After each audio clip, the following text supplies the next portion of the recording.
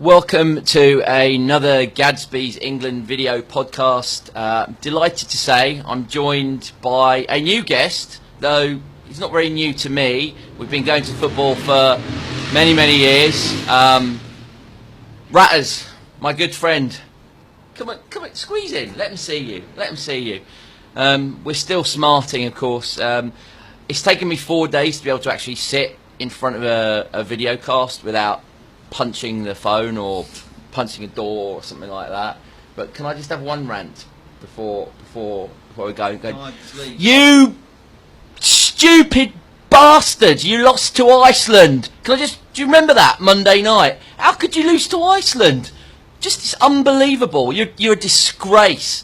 And I hope Raheem Sterling, when you were pointing out on Instagram your flashy silver toilet to your mates, then I hope you're ashamed of yourself doing flipping pimp my pad on Instagram. You're a disgrace. All of you, you should be sitting at home, door shut. Don't let me see any of you down here on the Cöte d'Azur. That's for the fans who have been torn to shreds to enjoy. You lot stay in your homes. I don't want to see one Ferrari. I don't want to see a Range Rover out on the road in Cheshire, Hampshire or Surrey at all. I'll assume it's a footballer and I'll slash the tyres. How you doing, Stu? That's like 3 days of that now. Can you just give it a rest? Honestly, it's been constant. I mean, I don't know what to say, really. I mean, what can you? This is the thing. What can you say other than be just outraged by it? I mean, it was just, you know, you try to look at it differently from a day later. Do we have some perspective? Do we have something new that maybe we missed before? No, it still stinks. It does. Well, I mean, I can't say I'm surprised. I'd like to say I'm surprised they played that badly, but I'm not. I've seen it too many times. Get the lead, go behind, stay behind, all more desperate through the game, and then just trying too hard and ultimately not delivering the results. So it's hardly surprising that the players didn't deliver. Why that is a question. I mean, if I knew the answer to that, I'd be England manager, wouldn't I? I have no idea what it is. Psychologically, I suppose, the weight of the shirt, I've heard it described as by the managers. Capello called it the weight of the shirt, didn't he? So, but the teams have performed in previous tournaments well, but not consistently well. Not consistently well enough to deliver a tournament win, which is what we all want as England fans, or football fans, whatever. Yeah. I mean, I just think that what I saw, I mean, I know you weren't able to attend the game, but I mean, what I saw was the moment that Iceland equalised, the England players' eyes just started to bulge, and they started to, the fear just seemed to just get overcome them, and that it's almost like the whites of their eyes could be seen. They drained, they almost went pale, and they started to immediately start to misplace passes. They started to immediately not be aware anymore where each other were. What on earth goes through an England player's head when they play at a tournament? I mean, I don't know. It's like some sort of, it's the biggest stage fright that I've ever seen. I mean, you know, I used to go out as an 8-year-old on stage, and I fluffed my lines once, but even I covered it up and, you know, managed to, you know. Oh, sport at that level, there's never anywhere to hide, is there? If you're weak in any area, mentally, physically, preparation, you're going to be uncovered.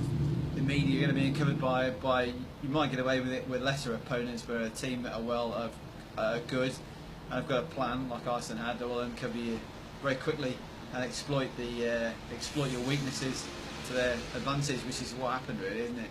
Yeah, I mean fair play to them. You have to say they had a plan. They came out.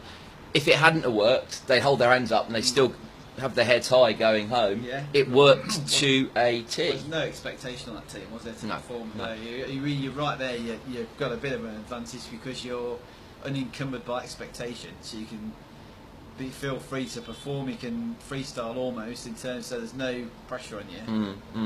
So I mean, but England, there's always the pressure created by the media, by the supporters, by the expectation of the nation.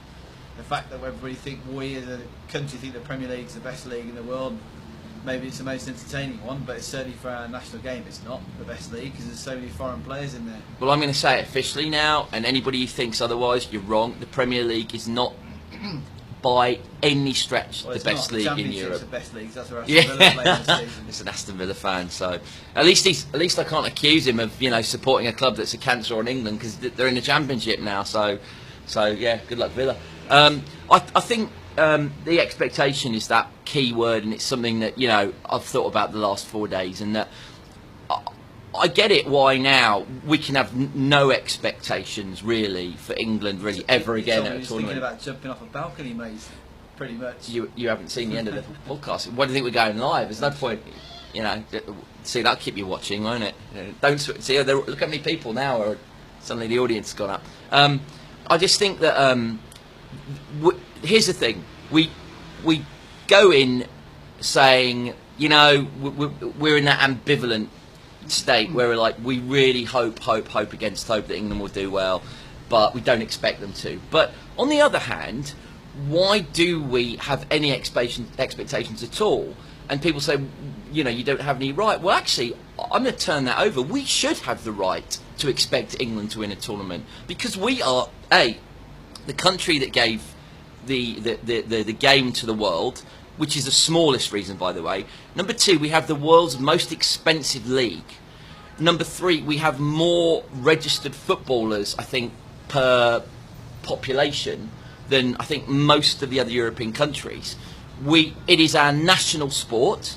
All the boxes that need to be ticked, that we should be to be a world-class nation in football, are ticked. All the other countries that tick those boxes have won the Euros and the World Cup. It used to be Spain was our sort of fellow miserable sufferer, wasn't it? But that got thrown out the window since 2008. They turned into the greatest football team probably ever to kick the ball around between 2008, at least until 2012. That leaves England. There's no other country. Can you think of another country that is so football mad that? You could say the Dutch, but I mean they've reached in recent years, they've reached two World Cup finals. Yeah. I mean, they're almost their collective achievement is better than the one World Cup win that we. Penalties than we are, they. We haven't played. Yeah, I'm sure if we played them, they've got a worse record on penalty shootouts. Well, at least they get to more penalty shootouts than we do. But we should. So I mean, I'll say to you, England fans, by all means, post what you think about this. But don't feel guilty. Don't feel bad about expectations. We should be expecting England to. That's what I think you're feeling, is that it's like we don't expect in the microscopic level of a tournament for England really to do well in it. But in terms of a sort of a philosophy as a fan, you should expect England to be there or thereabouts of winning tournaments. I mean, our second sport, rugby, we've won the World Cup in that, and we do. And we were horrified when they went out of at the group stage at an English World Cup. It was surely one of the lowest moments in the history of sport of our country, but they've been turned around. They're now world class again, and they will compete at tournaments. This is unacceptable, and I don't have the answers. That's why I've got Stu here. Stu, what are the answers? To let the women's manager manage the men's team. They're doing better than they are. Actually, nobody's talked about Mark Sampson, have they? Well, I think he's probably right for the job. However, the women's team is more successful at tournament level than the men's. Whether it's because it's not as competitive, I say the latter stage of the tournament probably is, but I know they're more successful. They've been to a final in, was it semi-final or final? Semi-final, where they were so cruelly, cheated of their own goal. Yeah, but I mean, they managed to get that camaraderie together. But was it because, again, they had a somewhat underdog status? I mean, they played some good sides throughout that. I suppose, but I mean, they're not the expectation. I think. No. Not that it goes with the men's team. No. The senior men's team. The expectation that goes with the men with the England team, even whatever we say, if it's not us, it's then the media are gonna, they're either gonna pump them up or they're going to absolutely blow them out of the water. As to be fair, they did deserve to be after Monday night. I mean, it was the lowest of the low in the history of the England team. But they are hyped up and then thrown out. But again, I've been probably railing against that for years. But then again, no, that's probably okay. I mean, the Germans do it, the Italians do it, and they are major footballing nations. The Spanish do it. So I actually not sure if I do blame our media. And the Scots and the Welsh always go on about why they hate England because our media hype England up so much. But yeah, why wouldn't they? You know, like I keep saying, we're England. You know, it's our national sport. We every kid on every street in England somewhere is kicking a ball around. You know, it is absolutely just diabolical. They're indoors playing FIFA on the well, Xbox. that's a fair point too. But I mean, again, there are enough kids out there playing football at school level, at grassroots level. It's not good enough, and it needs to improve. There's no question about it. But that's not what's denying us in tournaments. What's denying us in tournaments is in the head, because England have probably not got the best player-for-player squad in this tournament, but they probably did have a semi-final. I mean, honestly, you would, if those players were German and, you know, wearing the German badge, I honestly think just by wearing that badge, it liberates them some point. The Three Lions it's like carrying a lead weight, and I don't know what the answer is. You talked about sports psychologists, I suppose, but I mean, you got to go in there with a plan, not hoping to perform. Right? You need to go in there knowing that's short of an event outside your control. You're going to perform well. If you turn just hoping to do well, you're never going to do well. You turn knowing you're well prepared, you've got the right plan in place and execute that plan, then your chances of performing much better are increased. But I mean, that's to take a psychologist to do that, and you'd think being a professional sportsman at that level would know that anyway. So exactly, and they don't seem to have this problem with their clubs by any stretch of the imagination. But we've tried that. We've been down that. I mean, Capello had sports psychologists. Ericsson had sports psychologists. Even McLaren, I think, had sports psychologists. Glenn Hoddle had a faith healer. I mean, but yet, no matter which manager it's been, and let's not excuse Hodgson because he was dreadful as an England manager. Really, looking back, I mean, he never really knew his team. I still don't know what style of play was Roy Hodgson's England. It beats me. I'm just baffled by it. But, you know, every England manager has not been able to get the best out of England at a tournament, and it's just baffling. I don't know what seems to happen, but all I can suggest. And it goes back to unfortunately, the Gadsby rant again, and I want to put it to you, is that because they do play in England under the bubble, they are subject to such a huge media spotlight domestically, and all the hype that they're getting because they are in England, because they are week in, week out. You know, you're being, like if you're Harry Kane, you know, you're being told you're the best thing since sliced bread. The English media in the Premier League is it is absolutely like the biggest microscope imaginable. My feeling is that if they got out of that and if they played away from that, like Gareth Bale has done for Wales, is that would do not just forget the technical side of things, which would be a massive improvement, and they would be much better, I think, at being able to deal with international football. But I think just being outside of the culture, because I think the culture in England does something to sportsmen that it conspires in some way with a combination of media, fans, hype to then, when they're put in a huge tournament situation, coming from that culture, there's something that goes wrong there. There's something that breaks apart there. And do you not think by being out of that and kind of just quietly getting on with your football? I mean, obviously, if you're playing for Real Madrid and you're English, people are going to, keep an eye on you. But it's not the same as that in Spain. It's not the same. It's a much more relaxed attitude. The lifestyle is different. The diets are better. They just that you'll learn another language. Your horizons just opened up. I think they exist in this kind of vacuum. It's very, very narrow. I agree with you, mate. Totally. Yeah, it's a bit narrow-minded. I mean, that's perhaps as an island nation anyway, really. Yeah. You're right, but I think going abroad is the answer. But you can't just send all the England team abroad, can you? That's the thing. They've got to want to go. Yeah.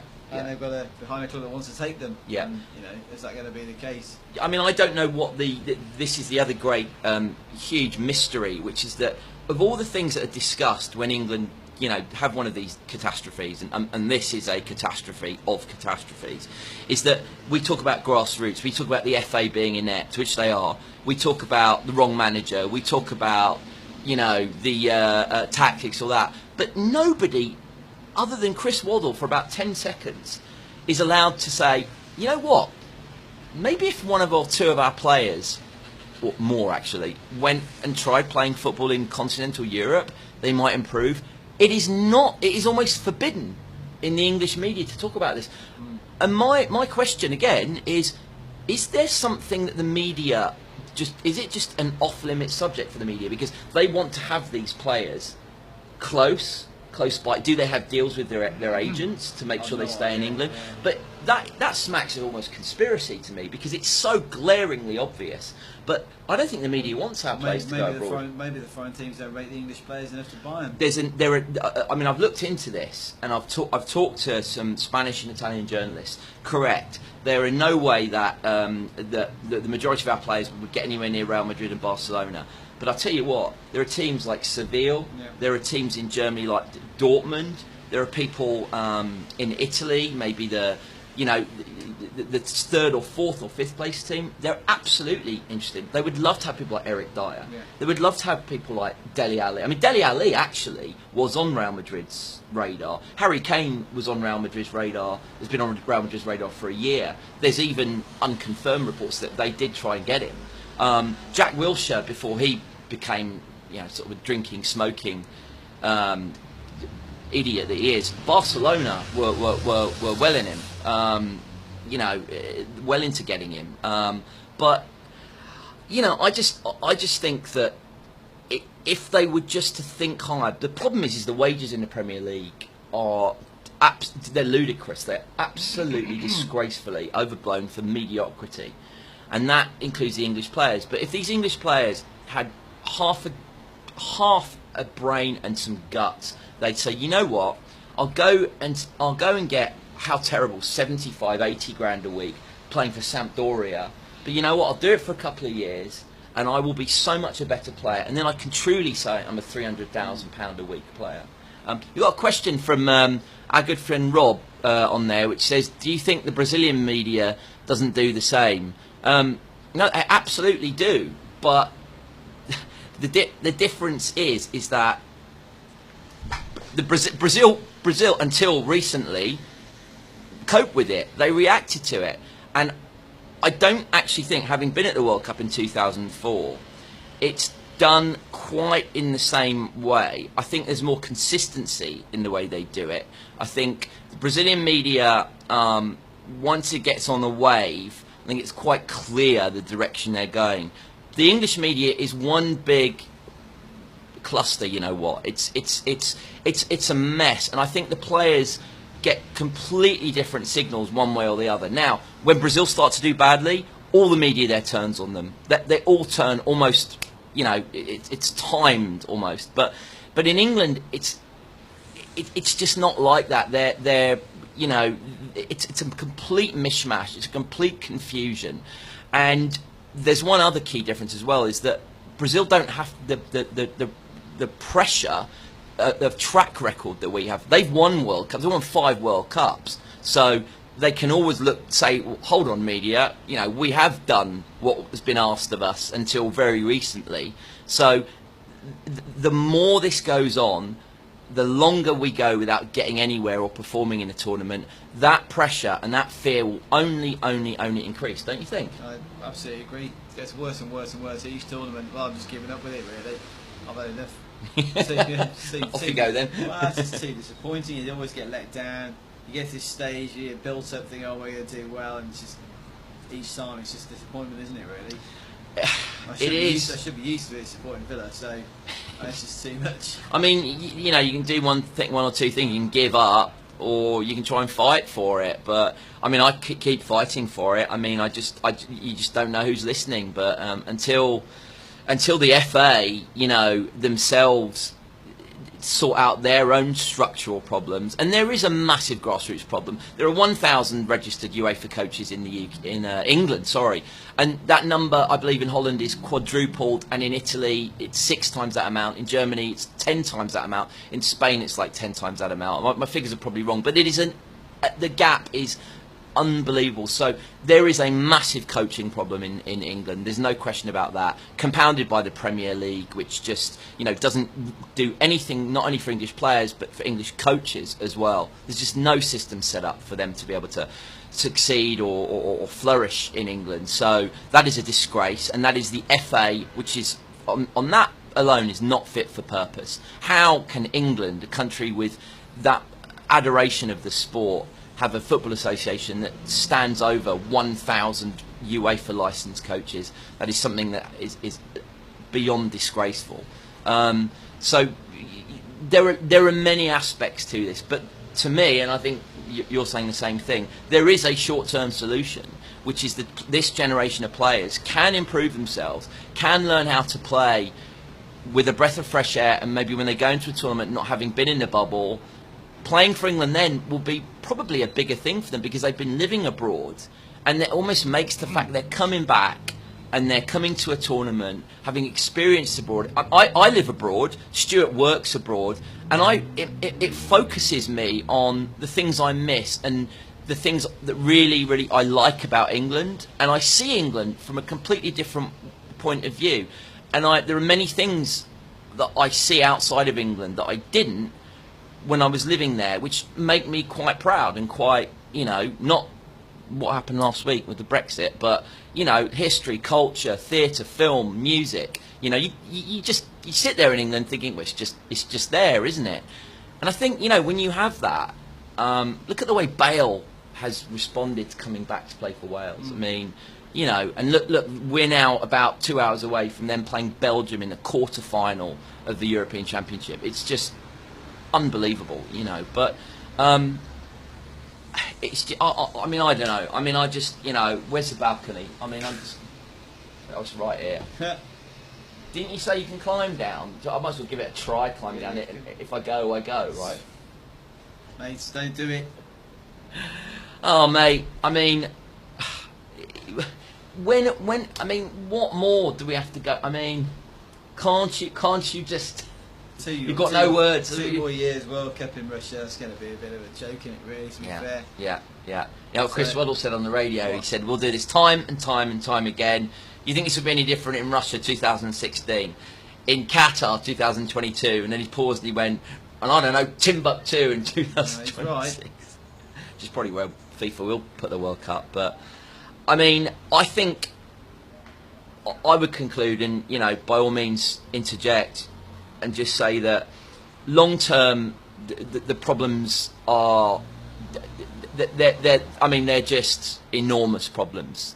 The grassroots, the structure, the Premier League, which is, again, I have to say to you as fans, if you want England to do well at the major tournament, stop going and watching Everton, Manchester United, Manchester City, Liverpool, etc., Tottenham, Chelsea, etc., etc. You have to stop. You don't want to hear that, but that is the only way. If you want England to rise up and have the best chance possible, every time you buy a season ticket or buy and go and see one of those teams, you're sticking a knife in your national team that you've spent all your money coming here, who have again ruined your summer. So pick. I've said it before. Pick, because you don't have both. It's country or club. And if you're going to stick with your club, as far as I'm concerned, off. Don't sit on the fence, mate. Say what you think. I know. I get accused too often of, like, you know, not coming down one way or another. You've put that one to bed, haven't you? Yeah. Do you agree with that, though? You can't have both, really, if it's a Premier League club.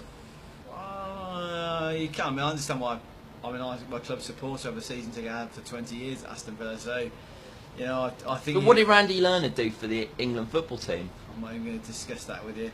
I mean, the thing about it is, the country almost always lets you down. The club has got a much greater chance of winning something or having some sort of tournament victory, a victory of some description. So I think I totally get it why people put the club over the country, because it's that every week you're there, spend more time doing it.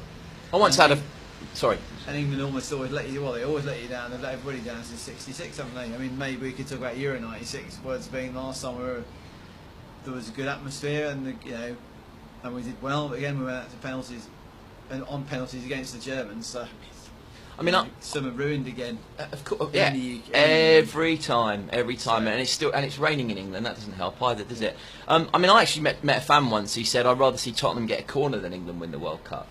I mean, it just deserves to, obviously, to have something extremely painful done to him. But I mean, I think that's true. I think the season ticket holders of clubs they'll tell you, I'm not sure it's quite true. They'll say it just because they want to be rebellious, basically. They'll tell you that, England means nothing to them and the club comes before country. But I think that is a minority. I think obviously the people who go every week are going to be like that. But I think most sort of club supporters who are sort of television club supporters, I would think if you took a measure of the whole population, I think vast majority of them would want England to do better than whatever club they may support.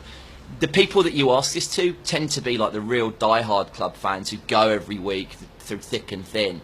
I think most people aren't die-hard, and remember, these stadiums only hold X thousand people, so they are going to be the most fervent ones. But I think that the majority of people who love football in the UK would put England above the club. You just don't hear from them. That's the problem. What you hear from them is that all you see is that the Premier League is just constantly, a thorn in the England team's side. So, grassroots Premier League's got to be. I mean, I personally, I think it should just be burned. I think the FA, if it had any guts, should just set up a completely separate league and completely under its control. The Premier League is I think it's the only league in Europe which is its own entity. I think the Spanish league is comes under the auspices of the Spanish Football Association. The Bundesliga certainly comes under the DFB. French league, I believe, as well does. But you literally have a private company running domestic football in England. That's just crazy. And the FA having some sort of disciplinary oversight on it. It's completely ridiculous. But short term, England players, just please watch my video cast and just get your agent, tell your agent that he's not acting in your interest whatsoever. Tell him to get off his backside and start approaching some decent foreign clubs. If you can't get into the top ones, doesn't matter, go play. It's not exactly, you're still going to be able to buy your Ferrari, for goodness sake, Raheem. But in the longer term, there is every